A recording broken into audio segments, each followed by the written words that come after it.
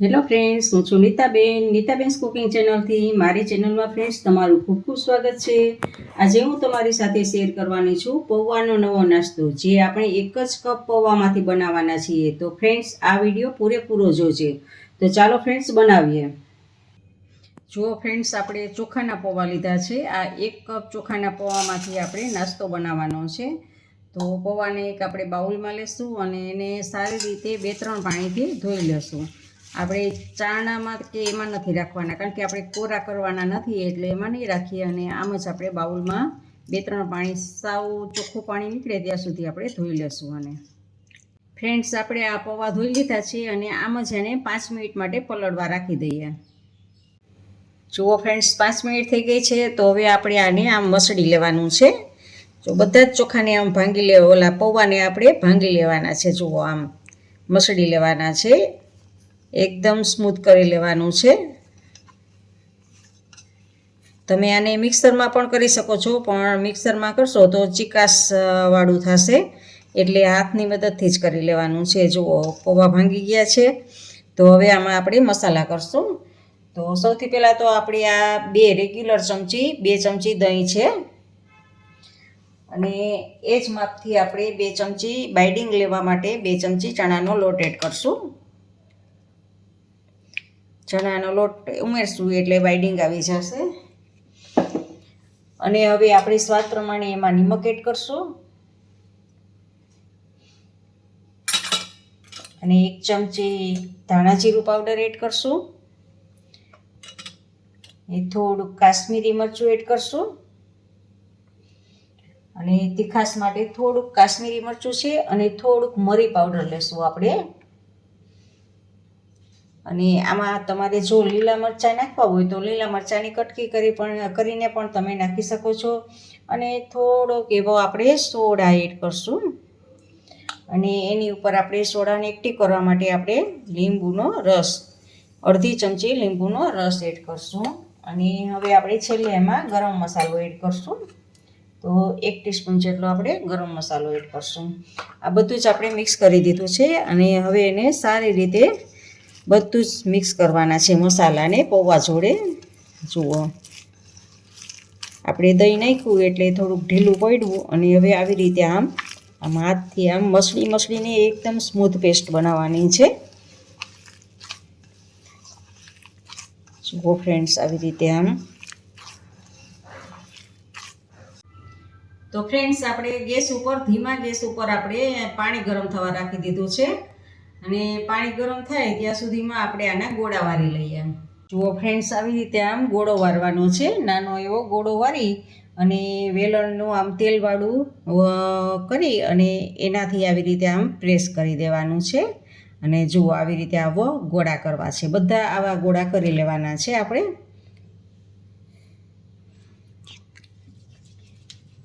અને હાથમાં ચોટે તો તેલ પણ લગાવવાનું છે હાથમાં. અને વેલણનું એક બાજુનો છેડો છે એ તેલવાળો કરવાનો છે, એટલે અંદર ચોટશે નહીં. અને જુઓ, આવી રીતે ફ્રેન્ડ્સ, આવી રીતે બધા જ આવી રીતે આપણે ગોળા બનાવી લેશું. જુઓ ફ્રેન્ડ્સ, આ કાણાવાળી ડીશ છે એને મેં ઓઇલથી ગ્રીસ કરી લીધી છે, અને હવે એમાં આપણે થોડી થોડી જગ્યા રાખી અને આ બધા જ આમાં મૂકતા જવાના છે ગોળા. જુઓ, આવી રીતે બધા જ ગોળાને મૂકતા જશું.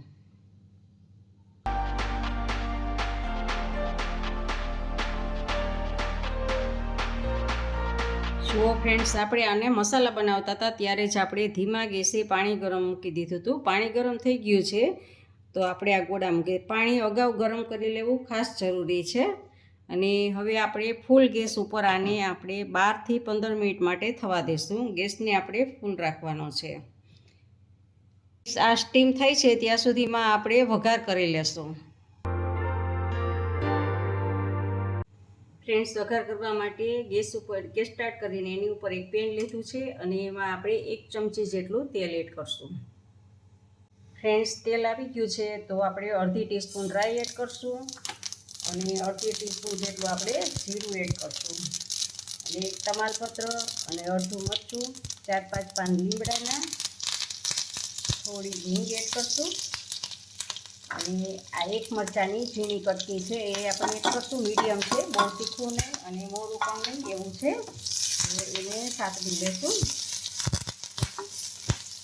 અને હવે એમાં આપણે આ ડુંગળી, એક મીડિયમ સાઇઝની ડુંગળી છે એ ઝીણી કટ કરેલી છે એને એડ કરશું. અને અડધી ટીસ્પૂન આપણે આદું છે ખમણેલું એને એડ કરશું. અને સારી રીતે બધું સાતળી લેવાનું છે. તો ફ્રેન્ડ્સ આવી રીતે આમ સાતળવાનું છે. હવે આપણે એક મોરું મરચું છે એ ગોળ રાઉન્ડમાં આપણે કાપેલું છે. જુઓ આવી રીતે ગોળ રાઉન્ડમાં આપણે કાપેલું છે, મોરું મરચું છે સાવ, એને પણ એમાં એડ કરશું. અને સારું એવું સાતળી લેશું.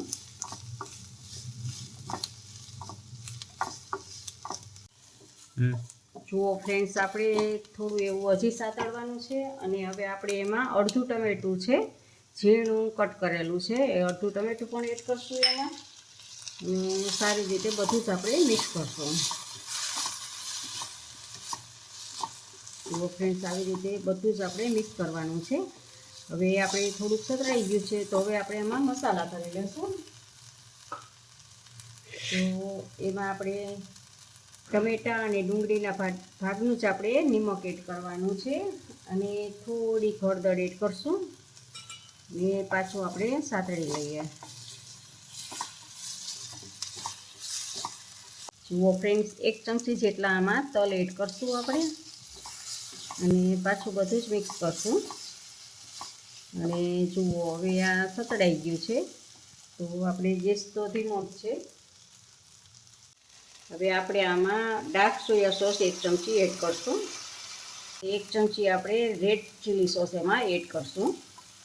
અને સારી રીતે બધું જ મિક્સ કરી દઈશું. હવે આપણે ગેસને બંધ કરી દેવાનો છે ફ્રેન્ડ્સ. અને જો આ બધું જ મિક્સ થઈ ગયું છે તો હવે આપણે લગભગ 10 થી 12 મિનિટ થઈ ગઈ છે. તો આપણા સ્ટીમ થઈ ગયા છે કે નહીં એ જોઈ લઈએ. જુઓ ફ્રેન્ડ્સ, આપણે આ 12 મિનિટ થઈ ગઈ છે તો ગેસને બંધ કરી દેવાનો છે. અને જુઓ ખોલીને હવે આપણે આ સ્ટીમ થઈ ગયા છે તો ગેસને આપણે બંધ કરી દીધો છે. અને હવે એ બધા જ આપણે આ વઘારમાં એડ કરવાના છે. જુઓ ફ્રેન્ડ્સ, સાણચીની મદદથી આ પ્લેટને લઈ લેવાની છે આપણે. અને બધા જ આમાં આપણે વઘારમાં એડ કરી દઈશું. એકી સાથે જ બધા આવી રીતે આપણે એડ કરી દઈશું.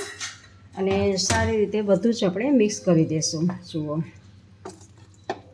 જુઓ આવી રીતે આમ સારી રીતે બધો જ વઘાર એકાબીજાને ચોંટી જાય એવી રીતે આપણે મિક્સ કરી દેવાનું છે. જુઓ ફ્રેન્ડ્સ, હવે આ 2 મોટી ચમચી ખજૂર આંબલીનો ખાટો મીઠો પલ્પ છે એ પલ્પને આમાં એડ કરશું. અને બધું જ સારી રીતે મિક્સ કરી દઈશું. ગેસ આપણો બંધ જ છે ફ્રેન્ડ્સ, આપણો ગેસ બંધ જ છે. અને આ ખાટા મીઠા પલ્પને આની જોડે આપણે મિક્સ કરી દઈશું. તો ફ્રેન્ડ્સ, આપણે આ 1 જ કપ પૌવામાંથી જુઓ આપણો આટલો નાસ્તો બની ગયો છે. અને ખાવામાં તો એટલો ટેસ્ટી બનશે આ કે વાત જ ના પૂછો. હવે ફ્રેન્ડ્સ, આને આપણે એક સર્વિંગ પ્લેટમાં લઈએ.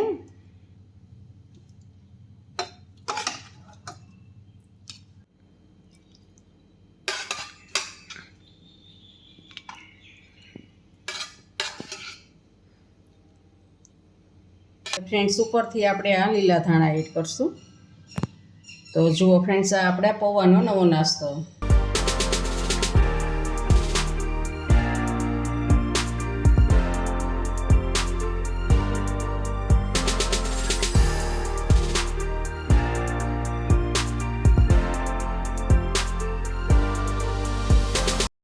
ફ્રેન્ડ્સ, તમને આ રેસીપી કેવી લાગી તે કમેન્ટ બોક્સમાં કમેન્ટ કરીને મને જરૂરથી જણાવજો.